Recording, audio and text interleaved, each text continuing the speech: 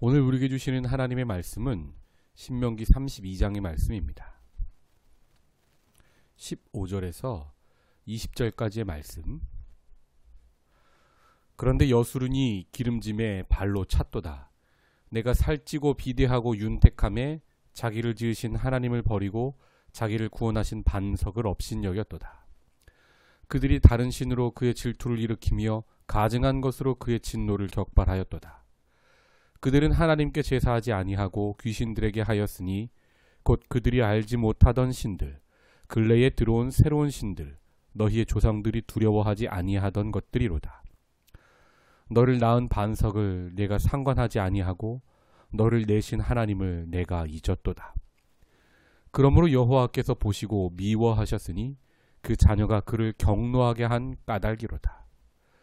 그가 말씀하시기를 내가 내 얼굴을 그들에게서 숨겨 그들의 종말이 어떠함을 보리니 그들은 심히 패역한 세대요 진실이 없는 자녀이미로다. 아멘. 오늘 회초리 그 이후라는 말씀의 제목으로 함께 은혜 나누겠습니다. 우리는 어제부터 모세의 노래를 통하여 하나님의 말씀을 듣고 있습니다. 신명기가 34장까지 기록된 책인데 벌써 32장입니다. 끝이 가까워 옵니다. 신명기가 끝나면 모세도 이제 죽는 겁니다. 32장에서는 모세의 노래, 33장에서는 모세의 축복, 34장에서는 모세의 죽음이 기록되어 있는 책이 신명기입니다. 모세는 이제 자신의 죽음을 압니다. 이제 곧 죽어야 합니다. 마지막으로 유언하듯이 이스라엘 백성에게 노래를 가르쳐서 하나님의 말씀을 들려주고 있습니다. 그 노래의 핵심은 경고입니다. 너희들이 배부르고 등 따시면 하나님을 버리게 될 텐데 제발 그러지 말라고 부탁하는 거고 경고하고 있습니다. 오늘 모세의 노래는 세 부분으로 나눠서 살펴보고자 합니다. 15절에서 19절에서는 너희들이 배부르고 등 따시면 하나님을 어기게 될 텐데 제발 그러지 말라고 경고하는 내용이고요. 20절에서 25절은 너희들이 하나님을 버렸을 때 일어나는 하나님의 진노에 대한 말씀을 담고 있습니다. 마지막으로 26절에서 36절은 하나님께서 진노하시면 자신의 자녀를 회개시키기 위하여 이방 나라들을 사용하실 텐데 그 이방 나라들이 잘나서가 아니라는 겁니다. 그 이방 나라들도 하나님께서 허락하신 범위 이상으로 이스라엘을 어렵게 하면 어떻게 됩니까? 심판받는다 말씀하고 있습니다. 즉 자신의 자녀를 회개시키기 위하여 진노의 잔을 쏟으실 것이지만 그 진노 중에도 하나님은 긍휼과 사랑을 자신의 자녀를 향한 아끼는 마음을 잊지 않으시는 분임을 오늘 말씀을 통하여 우리가 알게 됩니다. 성도 여러분, 신약을 주로 묵상하면 하나님의 사랑을 알게 되는데요. 구약을 이제 피상적으로만 묵상하게 되면 첫 번째 드는 마음이 두려움입니다. 아니, 하나님이 이렇게 무서운 분인가? 결론부터 말씀드리면 하나님은 사랑이시면서 동시에 공의 그 자체이십니다. 우리가 값싼 은혜를 받지 않기 위하여 하나님이 우리를 사랑하신 그 사랑이 얼마나 깊고 하나님이 우리의 죄를 용서하신 그 용서가 얼마나 큰 것인지를 정말 깨닫기 위해서는 구약도 신약과 함께 읽어야 하는 겁니다. 오늘 본문에 나오는 이렇게 무서운 하나님의 진노는 왜 임하는 겁니까? 이스라엘이 변했을 때입니다. 15절은 이렇게 시작합니다. 그런데 여수론이 기름짐에 발로 찼도다. 하나님을 발로 차버리는 상황. 자신이 배부르고 등 따시면 자신의 구원자, 자신의 창조자 하나님을 잊게 되는 이스라엘을 말하고 있습니다. 여기서 말하는 여수론은 이스라엘의 애칭입니다.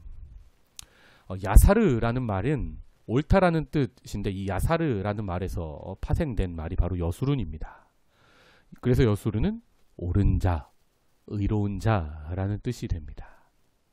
하나님께서 이스라엘을 여수론, 옳은 자다, 의로운 자다 이렇게 여겨주셨다는 말이지요. 그런데 그렇게 하나님이 애칭으로까지 부르시면서 사랑했던 이스라엘이 배부르고 등 따시면 하나님을 버리게 된다는 것입니다. 실제로 이스라엘의 역사를 살펴보면 그들이 그 땅에 들어가서 여호수아 세대가 죽고 나서 사사시대부터 마지막 남유다가 멸망하는 그 시간까지 언제 하나님을 버립니까? 그들이 힘들고 상황이 어려울 때가 아니라요. 그때는 오히려 하나님께 간절히 매달리게 됐고요. 대부분 살찌고 비대하고 윤택했을 때 하나님을 버리는 것을 봅니다. 특히 그 나라가 가장 왕성했던 시기가 바로 주전 8세기입니다. 그런데 역설적으로 이 주전 8세기에 선지자들이 가장 많이 등장합니다. 여러분, 역사에서 선지자가 많이 등장했다는 것은 좋은 일입니까? 나쁜 일입니까? 하나님의 심판이 임하기 전에 회개하라는 메시지를 담고 그들이 활동하는데요.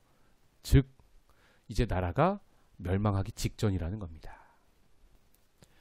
그 시기가 바로 주전 8세기입니다.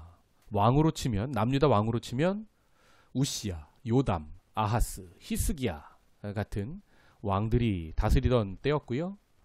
또 선지자로 치면 아모스, 호세야, 이사야, 미가 같은 선지자들이 활동하던 시기입니다. 이 선지자들이 한 말을 자세히 살펴보면 너희가 어찌하여 하나님 사랑을 버렸느냐, 우상을 섬기느냐 하는 겁니다. 그리고 너희가 어찌하여 너희 배만 불리고 이웃을 사랑하지 않느냐, 그들이 경고하는 것을 보게 됩니다. 그런데 그 선지서 마지막에 보면 늘 하나님의 회복이 약속되어 있고요. 둘째로는 하나님의 회초리로 사용되었던 이방 나라들에 대한 심판이 기록되어 있는 것을 봅니다. 이것이 바로 진노 중에도 긍휼을 잊지 않으시고 공의이시면서 동시에 사랑이신 하나님의 속성을 나타내는 본문이라 할 수 있습니다. 오늘 본문에서 이스라엘이 하나님을 떠나면 하나님께서 질투하시고 하나님께서 분노하시는 데는 이유가 있습니다. 첫째로는 하나님은 그들의 아버지이시기 때문이고요. 자녀가 자신의 아버지를 두고 다른 우상을 향하여 아버지라고 하면 마음이 편한 아버지는 진짜 아버지 아닌 거죠. 둘째로는 이스라엘은 하나님과 계약을 맺은 존재라는 것입니다. 그 계약의 핵심이 무엇입니까? 우리가 29장 모압 언약에서도 보았고 출애굽기에서 호렙산 언약을 통하여서도 보았지요. 계약의 본질은 동일합니다. 여호와는 그들의 하나님이 되어주시고 그들은 그분의 백성이 되는 것입니다. 그런데 그 계약을 일방적으로 이스라엘이 어기게 되는 상황이 되면 하나님께서 이렇게 심판을 하실 수밖에 없다는 것이 오늘 본문의 내용인 겁니다. 고대 근동 지방에서 계약을 맺는 행위가 있습니다. 동물을 둘로 쪼갭니다. 그리고 그 쪼갠 고기 사이로 계약의 당사자 2명이 지나갑니다.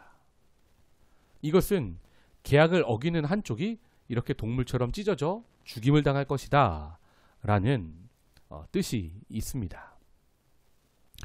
결론부터 말씀드리면요, 이 계약의 행위 속에도 벌써 하나님의 사랑이 담겨 있는 것을 봅니다.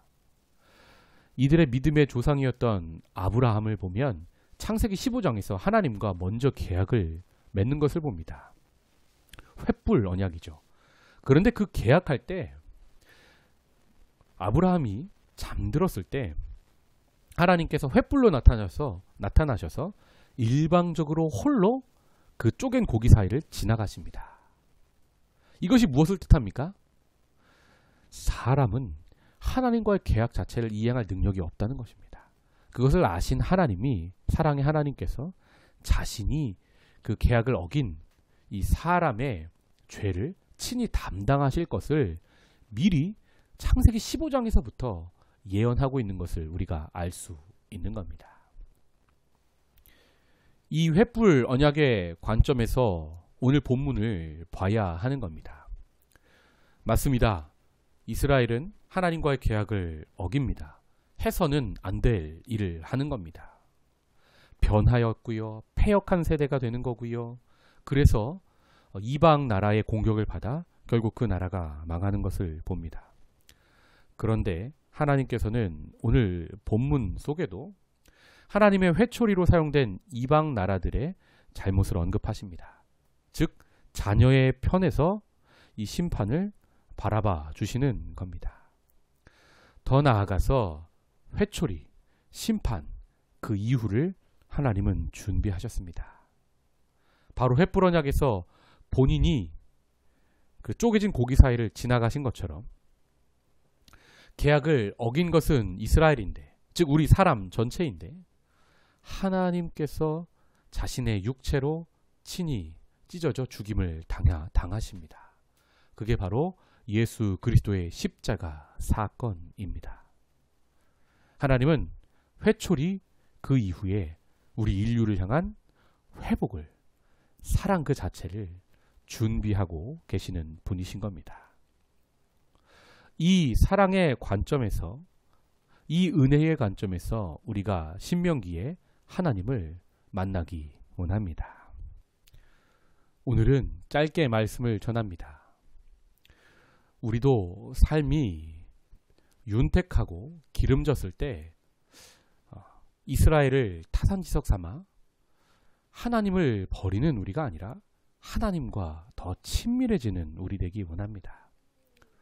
우리는 전 세계적으로 현재 어려운 시기를 겪고 있는데 이 어려운 시기에 더 깊이 하나님과 가까워지는 우리가 되기를 주님의 이름으로 축복합니다.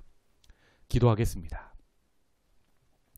하나님, 오늘 하루도 말씀으로 시작하게 하시니 감사합니다. 진노 중에도 긍휼을 잊지 아니하시며 공의이시지만 동시에 사랑이신 하나님의 말씀을 오늘도 듣습니다. 하나님, 우리가 하나님의 마음을 깊이 알아 이 어려운 시기에 복음의 등불을 밝히는 세대 될 수 있도록 은혜 더하여 주시옵소서. 어려울 때일수록 더욱 무릎 꿇고 하나님과 가까워지며 하나님과 친밀히 교제하는 우리 되게 하시고 이 모든 것이 회복되어 우리가 윤택하고 기름진 시대를 살 때에도 하나님을 잊지 않는 우리 될 수 있도록 은혜 더하여 주시옵소서. 감사하옵고 예수님의 이름으로 기도하옵나이다. 아멘.